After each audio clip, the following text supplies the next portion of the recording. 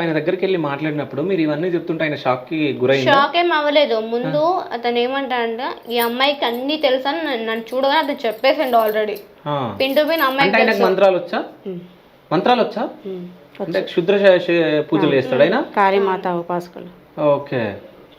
అతను నన్ను చూసి గుర్తుపెట్టాడు, ఈ అమ్మాయి తప్ప ఎవరు తీరారని కూడా చెప్పాడు. నేను ఆల్రెడీ చెప్పాను, నేను ఒక్కదాన్ని ఉంటే సరిపోదు, ఇద్దరం కలిసి చేస్తాను. ఇద్దరు ఉండి చేయాల్సిన విషయం కూడా ఆయనకు తెలుసు. ఇద్దరు ఎవరు? ఆ జన్మల భర్త.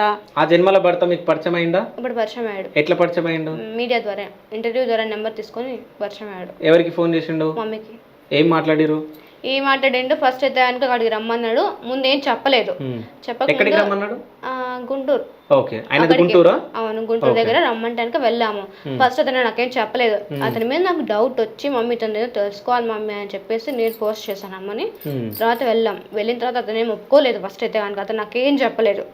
అతను చెప్పకపోయేసరికి కొన్ని డౌట్స్ వచ్చిన తర్వాత అతను గట్టిగా అడిగితే అప్పుడు నిజం చెప్పాడు.